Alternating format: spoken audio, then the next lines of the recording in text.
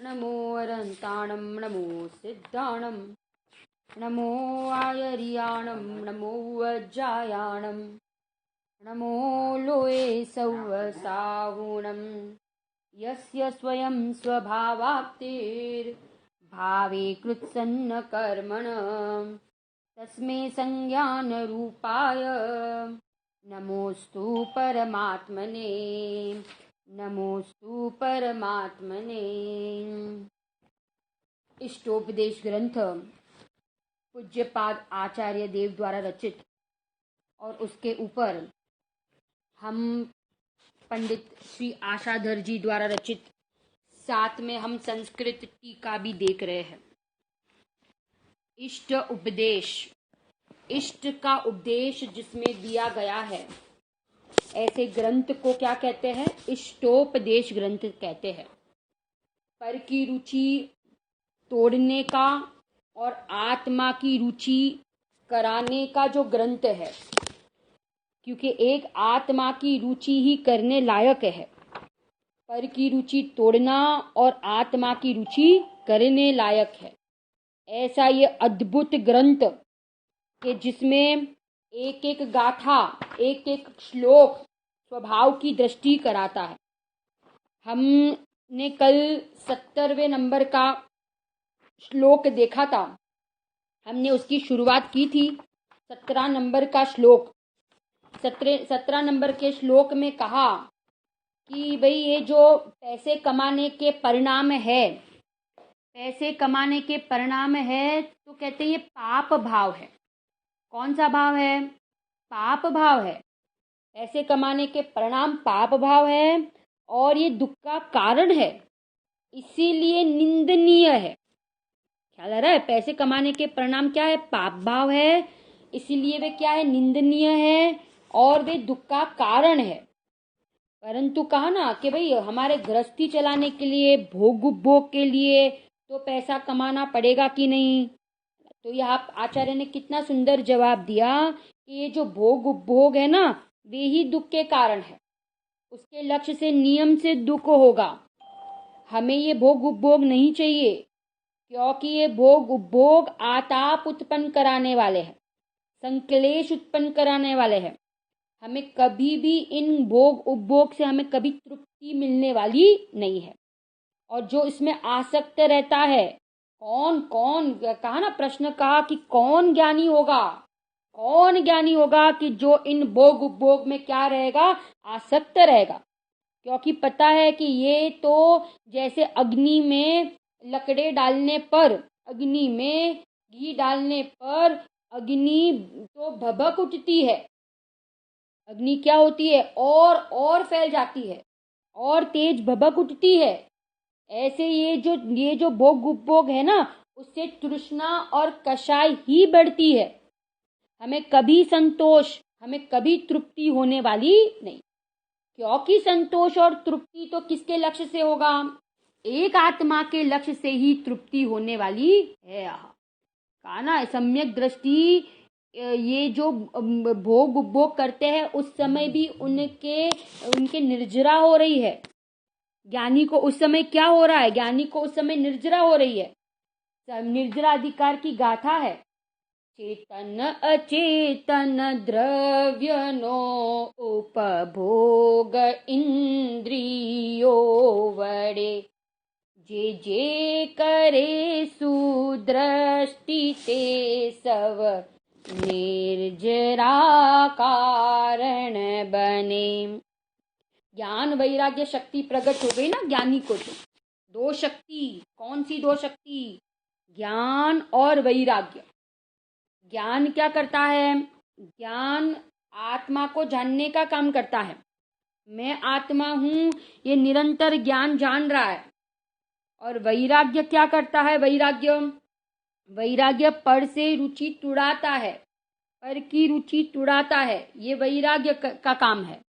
और नियम से ज्ञानी को ज्ञान और वैराग्य की संधि होती है, सुमेल होता है। और ज्ञानी जब भोग रहे हैं ना, तब भी आज समय सार में कह दिया कि उनको तो निर्जरा ही हो रही है। क्यों निर्जरा हो रही है? क्योंकि उनकी दृष्टि किसके ऊपर है? उनकी दृष्टि स्वभाव पर है, भगवान आत्मा पर है। कल हमने टीका में देखा था ना कि भोग उपभोग कमाने जाता है जीव, तो यहाँ कहते हैं कि 3 चीजों का बहुत बिगाड़ होता है, क्लेश उत्पन्न होता है। कौन सी 3 चीज? देखो आप टीका में देखो, शरीर, इंद्रिय, शरीर, समय और मन, इनमें क्लेश उत्पन्न होता है। किनमें? शरीर, मन और समय, इन तीनों में क्लेश उत्पन्न होता है। और फिर कहा ना, पहले तो कहा, देखो पहले तो 3 बात कह दी कि शरीर, समय और मन, इन तीनों में क्लेश उत्पन्न होता है। मिला आप लोग को, सबको मिला? अब देखो पहले तो ये कहा ना कि ये आरंभ में भी, ये जो भोग है आरंभ में भी क्या है, तो कहते हैं आकुलता उत्पन्न कराने वाले हैं। आरंभ में भी माने उसको प्राप्त करने के समय में भी वे आकुलता उत्पन्न कराने वाले हैं। जब वे प्राप्त हो जाते हैं, होने पर भी अतृप्त होने से तृप्ति कहाँ मिलती है? तृप्ति मिलती नहीं ना भोग में से, तो वो अतृप्त होने से वो क्या है? आकुलता का ही कारण है। और अंत में छोड़ने के समय छूटते हैं, तब भी वे आकुलता के कारण। या तो वे मुझे छोड़ के चले जाएंगे या मुझे उनको छोड़कर जाना पड़ेगा। 2 बात कही। क्या कही? या तो मुझे छोड़ के जाना पड़ेगा और या तो वे मुझे छोड़ के चले जाएंगे। इनके तरफ का लक्ष्य, इनकी तरफ रुचि, इनको इकट्ठा करने का भाव, इनसे मुझे सुख की प्राप्ति हो जाएगी, ये मान्यता मिथ्यात्व है। ये मान्यता क्या है? मिथ्यात्व है। हमें कभी ये बंगले, गाड़ी, पैसे, स्त्री, इन सब में से हमें कभी भी सुख मिलने वाला नहीं है। सुख हो तो सुख मिले ना उसमें से, सुख नहीं है, सुख की कणिका भी नहीं है। क्या कहा? सुख नहीं है और उसमें सुख का अंश भी नहीं रहा। गजब का मार्ग हमें मिल गया है। हमें ऐसे देव, सच्चे देव, वीतरागी देव, हमारे मुनि भी कैसे, हमारे मुनि भी निर्ग्रंथ, और हमारे शास्त्र भी क्या करते हैं? हमारे शास्त्र भी वीतरागता का पोषण करते हैं। कितनी करुणा है हमारे देव को, हमारे वीतरागी देव को, हमारे गुरु को, हमारी वाणी को, जो जिनवाणी है उन जिनवाणी को कितनी करुणा है, कितना हमें समझाते हैं। आता है ना, भगवान तुम्हारी वाणी में जैसा जो तत्व दिखाया है, क्या कहा? शाद वाद नय अनेकांतमय समय सार समझाया है। पहले तो ऊपर कहा ना कि प्रभु वीतराग की वाणी में जैसा जो तत्व दिखाया है, जो होना है सो निश्चित है, केवल ज्ञानी ने गाया है। पर मैंने किया क्या? मैंने आज तक उस पर श्रद्धा कहाँ की? उस पर तो श्रद्धा ला न सका, परिवर्तन का अभिमान किया, बन कर पर करता अब तक मैं सत का न प्रभु सम्मान किया। क्या नहीं किया? सत्य का सम्मान नहीं किया और पर का करता बनता रहा और पर में सुख बुद्धि करता रहा। ये भोग, आपको पता है भोग और उपभोग में क्या अंतर है? भोग माने एक बार जो भोगा जाए उसको कहते हैं भोग, और बारंबार जो भोगा जाता है उसको कहते हैं उपभोग। 2 में अंतर ख्याल आ रहा है? भोग एक बार भोगा जाए उसको कहते हैं भोग, और बारंबार भोगा जाए उसको क्या कहते हैं? उपभोग। फिर कहा ना, तीनों काल, भूतकाल, वर्तमान काल और भविष्य काल, तीनों काल में ये भोग और उपभोग क्या है? तो कहते हैं संकलेश, आताप, दुख, है ना, पाप, आकुलता, ये सब को उत्पन्न कराने वाले ये भोग उपभोग है। कितना कहा टीका में कि कहा ना कि भाई गेहूं, चना, अन्नादिक को पैदा करने के लिए जीव कहाँ दौड़ता है पैसे कमाने के लिए? एड़ी से चोटी तक पसीना बहाता है, कितना दुख, कितना संक्लेश। हम देखते हैं ना, ये लोकल ट्रेन में हम देखते हैं कि जो जॉब करते हैं, सर्विस करते हैं, पैसे कमाने जाते हैं, हम देखते हैं कितने कितने पसीना से लोथपोत हो जाते हैं। सुबह से शाम धक्का धुक्की, कहीं कोई ठिकाना नहीं है। बस एक ही चीज, बस पैसे कमाओ, पैसे कमाओ। परंतु कभी विचार ही नहीं किया ना अपन ने कि भाई उसमें से मुझे कभी सुख की प्राप्ति नहीं मिलेगी और ये मानव भव, दुर्लभ मनुष्य भव मेरे हाथ में से चला जाएगा। हम तो देखते हैं ट्रेन में एक्सीडेंट कैसे हो जाते हैं, बाहर लटकते हैं, कभी खंबे से आकर तुरंत ऑन द स्पॉट मरण हो जाता है। चढ़ते हैं, ट्रेन ऊपर जाती है तो सीधे वो ट्रेन के बीच में आके गिर जाते हैं और वही का वही मरण हो जाता है। एक्सीडेंट देखते हैं, क्रॉस करते हैं तो हम देखते कितनी बार हमने देखा है कि वहां का एक्सीडेंट हुआ और ऑन द स्पॉट वो जीव चला गया। मैंने कोई पर्याय का कोई भरोसा है? कितना क्षणिक है ये संसार का स्वरूप। ये संसार कितना भयभीत कराने वाला है, दुख उत्पन्न कराने वाला ये स्वरूप है। ये पंच परावर्तन, ये अनादि काल से हम रखड़ रहे हैं। कभी हमने सोचा ही नहीं कि हमें ये सच्चे देव शास्त्र गुरु मिले और ये गुरुदेव मिले तो हम अपना काम कर ले। कहते हैं ना, अष्टपौर में गाथा है कि भाई सुई में धागा डाला होगा ना तो वो सुई कभी घूमेगी नहीं, कभी घूमेगी नहीं। ऐसे रत्नत्रय की प्राप्ति कर ली होगी तो हम कभी चार गति में परिभ्रमण नहीं करेंगे। मिथ्यात्व है, मूढ़ है। कितना गुरुदेव कह रहे हैं कि ये परद्रव्य से मुझे लाभ हो, परद्रव्य से मुझे सुख की प्राप्ति हो। चलो शरीर में रोग नहीं है तो मैं सुखी, परंतु शरीर में रोग आ जाए तो मैं दुखी। तो यही तो मान्यता मिथ्यात्व है ना, क्योंकि हमने अपने आप को अनादि काल से शरीर वाला मान के बैठे अपन। शरीर अच्छा तो मैं अच्छा, शरीर में कुछ हुआ तो मुझे कुछ हो गया। ज्ञानी को निरंतर भेद ज्ञान है ना, ज्ञानी निरंतर भेद ज्ञान करते हैं। उपसर्ग आते हैं तो भी वे एक शरीर के परमाणु में भी अपनत्व एकत्व बुद्धि ज्ञानी नहीं करते हैं। उल्टा ज्ञानी को उस समय निर्जरा ही हो रही है। क्या हो रही है? निर्जरा हो रही है। कर्म जल रहे हैं, कर्मों की क्या हो रही है? निर्जरा हो रही है। क्योंकि दृष्टि ज्ञायक पर है। दृष्टि किस पर है? ज्ञायक पर है। और इसकी दृष्टि, अज्ञानी की दृष्टि किस पर है? पर्याय पर, संयोग पर, उदय पर, शरीर पर। इसलिए निरंतर क्या कर रहा है? निरंतर कर्मों को बांध रहा है। गजब गजब का ये स्वरूप है। एक आत्मा की प्राप्ति हो गई तो कितनी शांति हो गई जीवन में, कितनी शांति। देखो यहाँ कहते हैं ना, भोग और उपभोग ये सुख के कारण नहीं है। टीका में कहा कि ये अतृप्ति ही होगी, तृष्णा बढ़ाने का ही कारण करते हैं। फिर नीचे कहते हैं कि यहाँ कहा कि मनुष्यों की तृष्णा तो बढ़ने ही वाली है। थोड़े पदार्थ मिले तो क्या उसको संतोष हो जाएगा? नहीं होगा। उसको लगेगा और मिले और मिले और मिले। अमुक मिलता है ना, उसके बाद उसको लगता है कि और ज्यादा मिले। ऐसे उसकी तृष्णा तो बढ़ती ही जाती है। यदि यहाँ पे कह रहे हैं कि भोग उपभोग को भोग कर तृप्त हो जाए, तब तो तृष्णा रूपी संताप ठंडा पड़ जाएगा, तो ठंडा हो जाएगा, है ना। परंतु वो ठंडा कहाँ होता है? सेवन करने पर तो और तृष्णा बढ़ती है।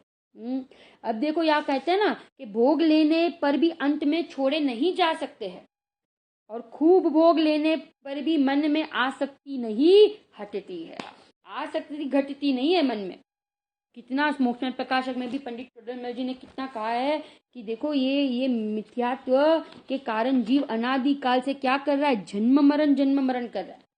चौथे अधिकार में स्टार्टिंग में ही कहा ना कि भाई रोग हुआ है, रोग हुआ है ना, तो रोग हुआ है तो उसको वैद्य क्या कहते हैं कि भाई कुपथ्य का सेवन न करो। अगर रोग से रहित होना है तो कुपथ्य का सेवन नहीं करो। रोग क्या है? रोग जैसे किसी को डायबिटीज हुआ है रोग, और कुपथ्य माने उस डायबिटीज हुआ है तो शक्कर मत खाओ, सेवन मत करो। ऐसे फिर पंडित जी ने कहा कि देखो रोग कौन सा हुआ है, तो कहते भव रोग हुआ है, भव रोग, जन्म मरण का रोग है। और उसमें कुपथ्य क्या है? कुपथ्य तो कहते मिथ्यात्व कुपथ्य है, मिथ्यात्व के कारण ये बहु रोग हो रहा है। शक्कर खा रहे हो, डायबिटीज हो रहा है, जैसे शक्कर बंद करो, बहु रोग नहीं चाहिए तो मिथ्यात्व को बंद करो। संसार परिभ्रमण नहीं चाहिए तो क्या क्या करे, तो कहते मिथ्यात्व का नाश करो। गजब का बताया है। अब देखो, आप गुरुदेव कहते हैं ना, हमारे आचार्य ने तो गजब का काम किया है, परंतु हमारे पंडितों ने भी गजब का काम कर दिया। उनको कहा ना, उनको क्या कहा है, हाँ, पंडित टोडरमल जी ने कैसा, आचार्य कल्प कहते हैं उनको, आचार्य कल्प पंडित टोडरमल जी। क्यों आचार्य कल्प कहते हैं? क्योंकि आचार्य जैसा काम किया है। किसके जैसा काम किया है? आचार्य जैसा काम किया है। आप दौलत राम जी देखो, 6 ढाला में एक एक ढाल में कितना गजब का वर्णन किया है।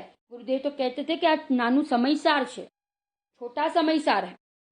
यहाँ कितना कह रहे हैं कि देखो ये भोग लेने पर भी मन में आसक्ति उसकी हटती नहीं। कितना देखेंगे, टीवी हम देखते हैं ना, कितना आप देखते हो, अगर सुख होता तो उसको निरंतर हमें देखना चाहिए।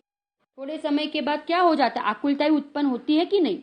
आकुलता उत्पन्न होती है। कोई भोग होते हैं, हम कितना भोग सकते हैं, थोड़े समय के बाद क्या होने लगता है, आकुलता होने लगती है। इसलिए ये कह रहे हैं कि ये सारे जो भोग है परद्रव्य है, निर्जलाधिकार में कह दिया सारे पद है, जो लौकिक के पद है ना, सारे पद है, ये सारे पद अपद है, अपद है, अपद है।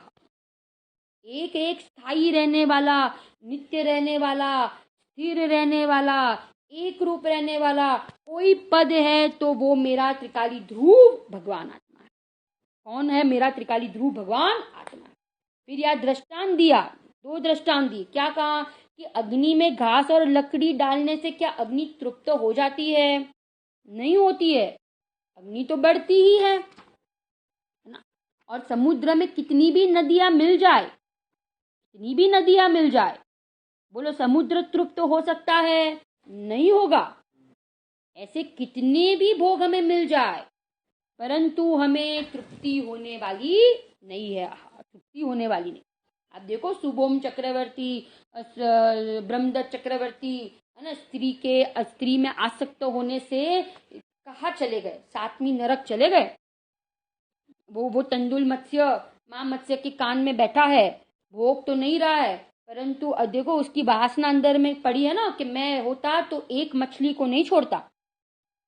ये वासना, ये मिथ्यात्व, ये सुख बुद्धि परद्रव्य में, ये संसार का कारण, ये अनंत दुख का कारण है। रावण को सीता में जो आसक्ति थी ना, ये मेरी हो जाए, है ना, इसको मेरे प्रत्यय राग हो जाए, राम के प्रत्यय राग टूट जाए और मेरे प्रत्यय राग हो जाए, ये मेरी हो जाए, माने उस स्त्री में आसक्ति के कारण रावण भी कहा गया नरक में गया। ये एक एक परिणाम का फल मिलता है जीव को। पंडित टोडरमल जी ने कितना कहा कि क्रिया के ऊपर तो लक्ष्य है, क्रिया सुधर जाए, क्रिया के ऊपर लक्ष्य है, पर परिणामों का तो विचार ही नहीं करते। और परिणामों का भी कदाचित विचार कर दे तो कहते अभिप्राय का बदलने का विचार नहीं करता है। और जब तक अभिप्राय नहीं बदलेगा, जब तक परद्रव्य में से सुख बुद्धि नहीं टूटती है, तब तक मोक्ष मार्ग में प्रवेश नहीं हो सकता। मोक्ष मार्ग में प्रवेश नहीं हो सकता। इसलिए कितना वजन दिया है कि प्रयोजनभूत तत्व साथ है ना, उस प्रयोजनभूत तत्व को जानो।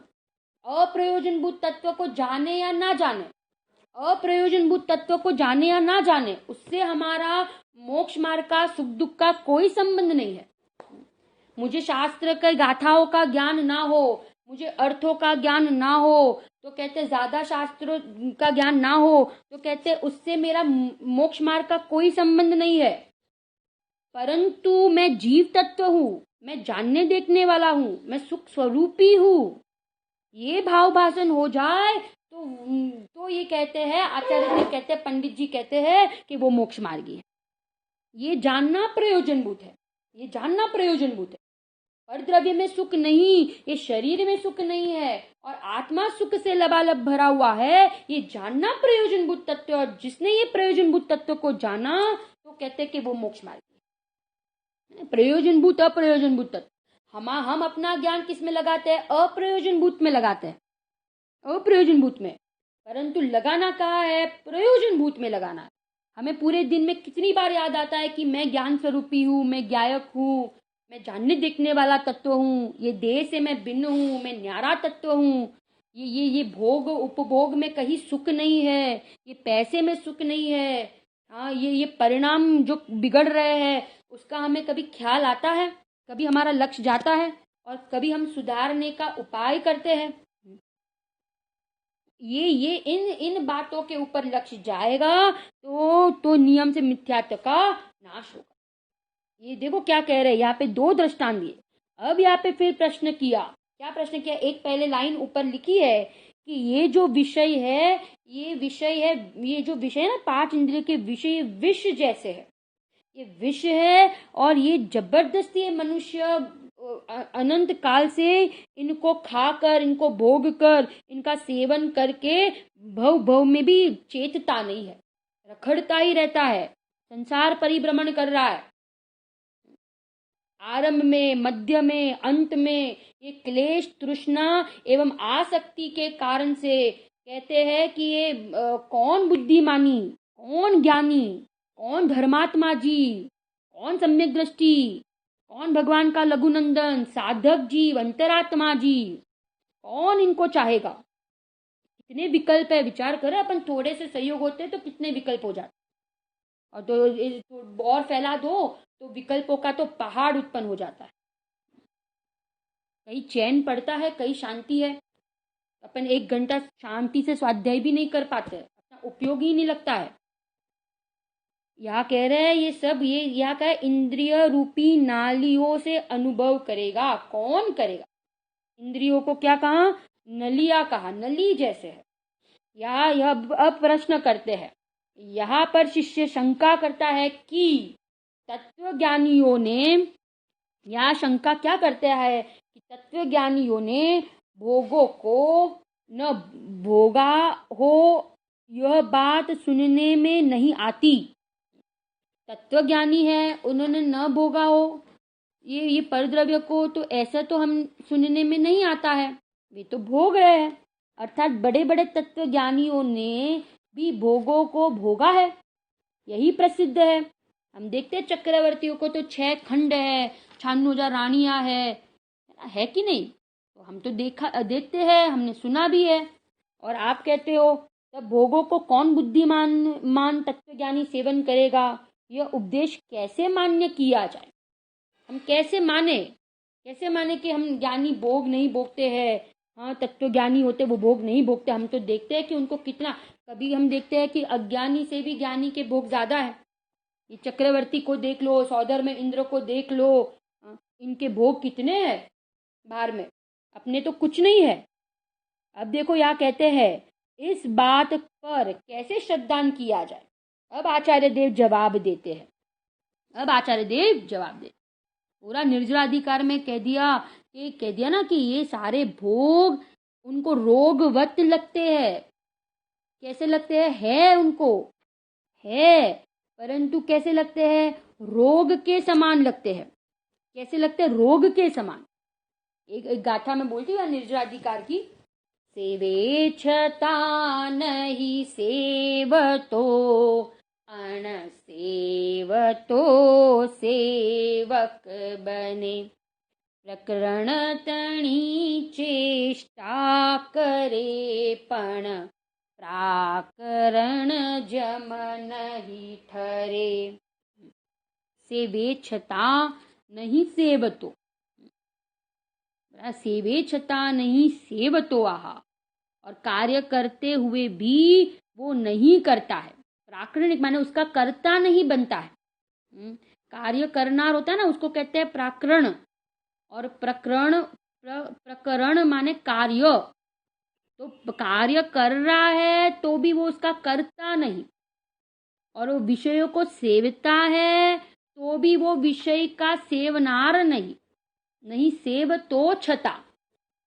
वहां पे सेठ और वो दुकान का जो होता ना, जो काम करता है, उसका दृष्टांत दिया नौकर का। सेठ और नौकर का दृष्टांत दिया हुआ कि भाई सेठ कुछ काम नहीं करता है, वो तो बैठा है अपने सीट पर अच्छे से शांति से, परंतु उसको वो दुकान का मालिक है कि नहीं, उसकी मान्यता में ये है ना कि मेरी दुकान है। क्रिया तो नहीं कर रहा है, वो एकदम मस्त शांति से बैठा है अपने सीट पे, परंतु उसको अंदर में मान्यता क्या है, जो भी पैसे आ रहे हैं, जो भी प्रॉफिट हो रहा है, वो सब मेरा है, ये दुकान मेरी है। और वो नौकर कितना काम कर रहा है, कितनी मेहनत कर रहा है, दिखा रहा है, और ऐसा बोल भी ऐसा रहा है कि जैसे उसकी दुकान हो, कहता है ना ले लो बहुत बढ़िया है ना, और हमने ये यहाँ से ये माल, माने ऐसा बोलता है जैसे उसकी ही दुकान हो। परंतु बोलो उसके अभिप्राय में क्या पड़ा है, उसकी अभिप्राय में 1% भी ऐसा नहीं है कि ये मेरी दुकान है। उसको पता है कि ये महीने के अंत में पूरे होते ही मुझे वो 2000 का क्या मिलेगा, सैलरी मिलेगी, उसको बराबर ख्याल है। ऐसे यहाँ पे कह रहे हैं कि ज्ञानी है ना, ज्ञानी ये कार्य करते हुए दिखते हैं बाहर में, ये घर गृहस्थी चलाते हुए, धंधा व्यापार करते हुए दिखते हैं, परंतु ये उनमें 1% भी ज्ञानी को उन सहयोग, उस क्रिया में अपनापन नहीं है। यहाँ पे कहा, देखो प्रश्न किया, क्या प्रश्न किया, अब जवाब देते हैं। आसक्ति के साथ रुचि पूर्वक, यह भी विशेषण लगाया है ना, यहाँ पे देखो लिखा है कि आसक्ति के साथ रुचि पूर्वक, है ना। अज्ञानी क्या करता है, रुचि पूर्वक भोग को भोगता है, और ज्ञानी रुचि नहीं है उस भोग में। आसक्ति के साथ रुचि पूर्वक, यह भी विशेषण लगाया है, किसके लिए, अज्ञानी के लिए। परंतु देखो यहाँ कहते हैं, क्या कहते हैं कि यहाँ कहा कि चारित्र मोह के उदय से भोगों को छोड़ने के लिए असमर्थ होते हुए भी तत्वज्ञानी पुरुष भोगों को त्याज्य, छोड़ने योग्य समझते हुए ही सेवन करते हैं। गजब का लिख दिया। यहाँ पे कहा कि अभी ज्ञानी है ना, ज्ञानी है तो ज्ञानी अभी पूर्ण वितरागी तो नहीं हुए हैं, माने उनको दर्शन मोनि का तो अभाव हो गया है, परंतु अभी कौन सा कर्म का उदय बाकी है, उनको चारित्र मोनि कर्म का उदय। और चारित्र मोनि कर्म के उदय के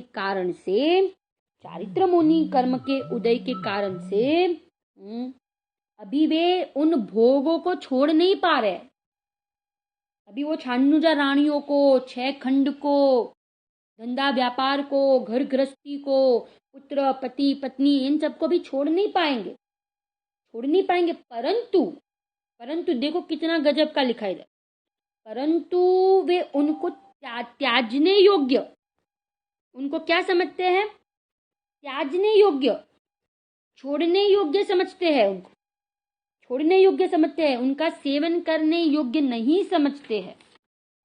हाँ, ये इनमें से मुझे सुख मिल जाएगा। निर्जराधिकार में तो वहाँ पे लिखा है, क्या लिखा है कि इन सब को वे रोग समान जानते हैं।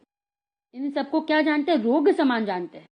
ये 5 इंद्रिय के विषय है ना, ये रोग समान है, नारा है कि नहीं। जैसे वो कोई रोग होता है ना, तो रोग होता है तो वो दवाई से उसका इलाज करता है। ऐसे ये परद्रव्य का सेवन करने का जो भाव है वो रोग है। जैसे वो दवाई के द्वारा वो रोग का सेवन करता है लौकिक में, ऐसे ज्ञानी भी ये 5 इंद्रिय का विषय का सेवन करते हैं। ये करते हैं क्योंकि इच्छा रूपी रोग को दूर करने के लिए। परंतु ये वहां कहा कि उनको रंच मात्र भी, जैसे वो दवाई का सेवन करता है तो उसमें उसको कितनी रुचि है, उसको ऐसा कभी लगता है कि मैं ये दवाई हमेशा लेता रहूं, उसको अरुचि पूर्वक ही वो दवाई लेता है ना। ऐसे ज्ञानी भोगते हैं परंतु रुचि पूर्वक नहीं, रुचि पूर्वक नहीं, अरुचि पूर्वक, क्योंकि पता चल गया कि उनमें सुख नहीं है। सुख सुख बुद्धि नहीं है ना, सुख बुद्धि नहीं है, अभी विषय नहीं छूटे, परंतु उसमें से सुख बुद्धि उड़ गई है। इसलिए बेनसी तो कहते ना काला नाग जेवा लागे छे। आ विषयो बधा केवा लागे छे? काले सर्प जैसे लगते हैं। सोगानी जी तो कहते हैं भट्टी समान लगते हैं। कब छूटे, कब इन विषयों से मैं छूटूं और कब मैं मेरे स्वरूप में सदा काल के लिए क्या हो जाऊं, मैं अंदर में स्थिर हो जाऊं। आना ही नहीं पड़े, इन राग में नहीं आना पड़े, विषय भोग के परिणाम ना हो, विषय भोग का सेवन ना करना पड़े, ऐसे अनंत काल के लिए मैं सिद्धालय में विराजमान होता, सिद्ध दशा की प्राप्ति कर लूँ। वाह, कला आ गई ना, कला कला आ जाता है तो ज्ञानी को भोग होने के बावजूद भी, बाहर में संयोग होने के बावजूद भी, उदय होने के बावजूद भी वहां पे कह दिया, देखो 2 दृष्टांत दिए, वहां निर्जराधिकार में 2 दृष्टांत दिए, गजब के 2 दृष्टांत दिए। एक तो दृष्टांत दिया कि कोई वैद्य होता है ना, तो वो वैद्य विष का सेवन करता है ना, तो भी वो मरता नहीं है। एक दृष्टांत तो ये दिया कि भाई कोई वैद्य होता है तो वो विष का सेवन करता है ना, तो भी वो मरता नहीं है, बराबर। एक तो ये दिया, और दूसरा एक दिया दृष्टांत कि कोई पुरुष मदिरा पान करे, कोई पुरुष मदिरा पान करे और अरति भाव से करे, अरति माने रुचि पूर्वक ना करे, अरति परिणाम से करे, तो उसको नशा नहीं चढ़ता। उसको क्या नहीं चढ़ता है? उसको नशा नहीं चढ़ता है। समझ में आ रहा है? उसको क्या नहीं चढ़ेगा? उसको नशा नहीं चढ़ता है, क्योंकि वो अरुचि पूर्वक कर रहा है। कि कैसे कर रहा है वो? अरुचि पूर्वक। ऐसे फिर उसमें देखो सिद्धांत में घटित किया, ज्ञानी की दशा बताई। ज्ञानी ऐसे ही है सेम, कि ज्ञानी को ज्ञान और वैराग्य का सामर्थ्य प्रकट हो गया ना, पर्याय में ज्ञान के सामर्थ्य पर्याय में प्रकट हो गया, वैराग्य का सामर्थ्य प्रकट हो गया, तो कहते हैं कि ज्ञानी भोग भोगने के समय, भोग भोगते हुए भी उनको कर्म का बंध नहीं होता, उनको निर्जरा हो रही है। क्यों निर्जरा हो रही है? क्योंकि उनको उन भोग में आसक्ति के परिणाम नहीं है, उस भोग में रुचि के परिणाम नहीं है। वो भोग में से सुख मिल जाएगा, भोग रखने लायक है, और ये भोग ज्यादा बढ़े, ज्यादा हो, ये इस प्रकार के ज्ञानी को परिणाम नहीं होते। डरते हैं ज्ञानी, भयभीत होते हैं इन भोगों से, कब छूटे, माने कब मैं मेरी आराधना ऐसी करूं कि मैं ये सब कुछ छोड़ के वन जंगल में चला जाऊं और मुनि दीक्षा अंगीकार कर लूँ। जब का चारित्र मोह का उदय से भोगों को छोड़ने के लिए असमर्थ होते हुए भी तत्वज्ञानी पुरुष भोगों को त्याज्य, छोड़ने योग्य समझते हुए ही सेवन करते हैं। और जिसका मोह दई मंद पड़ गया, देखो क्या कहा अभी, जिसका मोह मंद पड़ गया, वह ज्ञान वैराग्य की भावना से इंद्रियों को रोक कर, इंद्रियों को वश कर शीघ्र ही अपने आत्म कार्य करने के लिए कटिबद्ध तैयार हो जाते हैं। क्या कहा? जिसका मोह मंद हो गया ना, ज्ञानी है तो मोह मंद हो गया, तो देखो मोह की तीव्रता, चारित्र मोह की तीव्रता होती है तो लड़ाई के परिणाम आते हैं, युद्ध के परिणाम आते हैं, भोग भोगने के परिणाम आते हैं, छानुजा रानियों में रमने के परिणाम आते हैं, राज्य चलाने के परिणाम आते हैं, है ना, ये सारे 6 महीना मुर्दा लेके घूमने के परिणाम आते हैं। तो ये सब आते हैं, कब आते हैं? जब चारित्र मोह की तीव्रता होती है, तीव्रता। और देखना वो मंद हो जाए ना, चारित्र मुनि का उदय मंद हो जाता है तो वो परिणाम अपने आप मंद पड़ जाते हैं, और फिर वो क्या करते हैं? तो कहते हैं फिर वो आत्म कार्य में लग जाते हैं, आत्म कार्य करने के लिए कटिबद्ध हो। दर्शन मोह तो है ही नहीं उनको, दर्शन मोह तो है ही नहीं, एकत्व बुद्धि तो छूट गई है उन सब में से, सारे सहयोग में से। अब एकत्व बुद्धि तो एक आत्मा में ही चल रही है निरंतर, वे अपने आप को आत्मा ही मान रहे हैं। कुछ भी बार में हो जाए, कुछ भी चलता हो, अरे भूकंप हो जाए, आते हैं ना निर्जराधिकार में गाता है, छेदाई जाए, भेदाई जाए, कोई लई जाए, परंतु कहते हैं कि ज्ञानी को कहते हैं कि पर द्रव्य को रंच दो। मैं गाथा बोलती हूँ, यहाँ से 209 नंबर की गाथा है, वह गजब की गाथा है। छेदाववा भेदाव को लई जाव नष्ट बनो भले वा अन्य को रीत जाव पण परिग्रह नथी मारो खरे।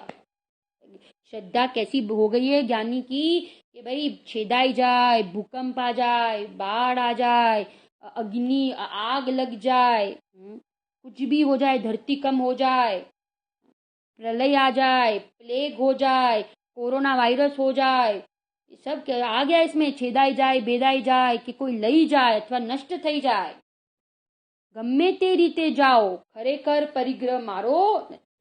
एक परमाणु में भी ज्ञानी को कभी अपनत्वपना नहीं होता है, क्योंकि उसका स्वामित्वपना, उनका जो एकत्वपना था, उनकी जो श्रद्धा थी, वो श्रद्धा बदल गई, सीट बदल गई, बैठक बदल गई।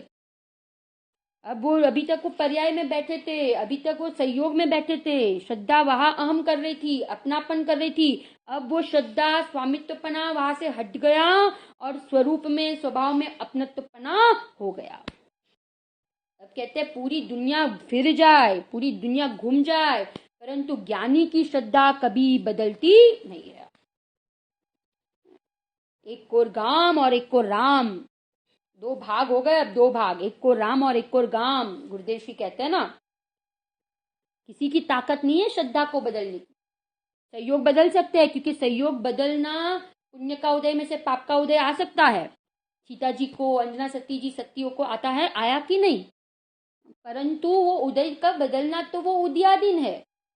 परंतु बोलो उनकी श्रद्धा कोई बदल सका कि नहीं, उनकी श्रद्धा बदल सका कि नहीं, नहीं बदल सका। कौन, किसमें ताकत है श्रद्धा बदलने?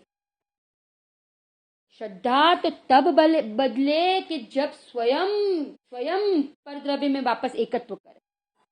पर कोई ज्ञानी है ही नहीं कि जो ऐसा करेगा का। जिसने एक बार स्वभाव को देख लिया, जिसने एक बार ऐसा अनुपम, अद्भुत, चैतन्य, चमत्कार, अनंत गुणों का गोदाम, अनंत शक्ति का संग्रहालय, जिसकी चर्चा करते करते सर्वार सिद्धि के देव भी नहीं थकते हैं। 33 सागर, कितने गुण होंगे, विचार करें अपन कभी कि कितने मेरे में एक एक गुण। पंडित राजेंद्र जी का है ना भजन, जब एक रतन अनमोल है तो रत्नाकर फिर कैसा होगा, जिसकी चर्चा ही है सुंदर तो वो कितना सुंदर होगा, जिसके दीवाने है ज्ञानी हर धुन में वही समा रहे, बस एक लक्ष्य और एक पक्ष हर श्वास उसी के लिए बहे। ज्ञानी को स्वभाव के अलावा कुछ दिखता नहीं, गायक के अलावा कुछ दिखता नहीं, और अज्ञानी का मोह तो देखो। पंडित टोडरमल जी ने कहा ना, देखो मोह की महिमा, उसको सहयोग के अलावा कुछ दिखता नहीं। उसको ये सहयोग जो नाशवान है, अनित्य है, क्षणभंगुर है, मुझे नियम से धोखा देने वाले हैं, सब छोड़ के जाने वाले हैं, तब भी ये सब समझने के बावजूद भी ये सहयोग के प्रति इस अज्ञानी का मोह नहीं टूटता है, राग नहीं टूटता है। कैसा है, इसलिए कहा है देखो मोह की महिमा। कितना कहे आचार्य अपन को, कितना जगा रहे हैं। जिनवाणी माता, आचार्य गुरुदेव हमें 45 साल हमें समझाया कि कर लो अपना काम, नहीं तो ये भव एक बार हाथ में से चला जाएगा तो कहते फिर ये भव वापस मिलने वाला नहीं है। ये दुर्लभ है, ये मनुष्य भव मिलना दुर्लभ, ये भोग मिलना तो सुलभ है, अनंत काल से मिलते रहे, परंतु ये मनुष्य भव मिलना क्या है, दुर्लभ है। देखो यार, एक लास्ट अपन ये बात करके यही पूरा करेंगे। यहाँ कहा ना, ज्ञान और वैराग्य की भावना से इंद्रियों को वापस, देखो ज्ञानी की तो ज्ञान वैराग्य की शक्ति, वो भोग में हो चाहे आत्मा में हो, उनकी तो ज्ञान वैराग्य शक्ति तो निरंतर चालू ही है ना। तो बस वही भावना से वापस इंद्रियों का जो विषय चल रहा था उनको रोक कर, उनको वश में लाकर शीघ्र ही अपने आत्मा का कार्य करने के लिए कटिबद्ध तैयार हो जाते हैं। वापस वो निर्विकल्प दशा की प्राप्ति होती है, वापस उनको प्रत्यक्ष आत्मा का अनुभव होता है, अतीन्द्रिय आनंद का प्रत्यक्ष स्वसंवेदन होता है, अनुभव होता है, स्वाद चखते हैं, है ना। कैसा निराला स्वाद, अनुपम स्वाद, कि जब वो सविकल्प दशा में भी आते हैं तभी भी उनके सच्चे सुख का जो स्वाद है वो तो निरंतर चालू ही है, उनकी प्रतीति की धारा तो निरंतर चालू ही रहती है, क्योंकि उनकी आत्मा की श्रद्धा तो सविकल्प दशा में भी हो तब भी वे अपने आप को आत्मा ही मानते हैं, वे अपने आप को परद्रव्य वाला मानते नहीं है। इसलिए चारित्र मोह के उदय के कारण से, पुरुषार्थ की नबलाई के कारण से, पुरुषार्थ की कमजोरी के कारण से, पुरुषार्थ की हीनता के कारण से उनको भी ये भोग उपभोग में हम देखते हैं, वे सेवन करते हैं, परंतु उनको वो कैसे लगते हैं, उनको वो सेवन करने योग्य नहीं मानते हैं, वे त्याज्य मानते हैं, छोड़ने योग्य मानते हैं, उनमें सुख बुद्धि रंच मात्र भी नहीं है। ऐसी ज्ञानी की अद्भुत दशा, ज्ञानी की अलौकिक दशा होती है कि भाई इतने संयोग के बीच में वे अलिप्त ही रहते हैं, कभी उनमें लिप्त नहीं होते हैं, उनमें अपनत्व नहीं होता है। ऐसे हमने आज 17 नंबर का जो श्लोक था वो हमने आज पूरा किया, हमने देखा। इसके बाद जो कल हम सुबह जो 18वां नंबर का श्लोक है, 18वां नंबर का श्लोक वो हम चालू करेंगे। उसके पहले जो प्रश्न किया है वो प्रश्न हम पढ़कर फिर हम 18वें नंबर का श्लोक कल हम चालू करेंगे। ऐसी दशा हमें भी प्राप्त हो, वितराग दशा, रत्नत्रयी की दशा हमें भी प्राप्त हो, इसी मंगल भावना के साथ हम यहाँ पे स्वाध्याय पूरा करते हैं। निज निधि निज में बताई यह अनंत उपकार है, इसके लिए जिन वाणी माँ को वंदना शत बार है, वंदना शत बार है। बोलो बोलो अम्बाला बिदेनाथ सिमंदर भगवान नो जय हो। बोलो छठा सातवा मजूल और सर्व भावलिंगी महामुनिराज की जय हो। बोलो श्याद्वाद में एकांत में नित्य बोधनी जिनवाणी मात की जय हो। जिन शासन जैन धर्म की जय हो। अनंत अनंत उपकारी काहन गुरुदेव की जय हो।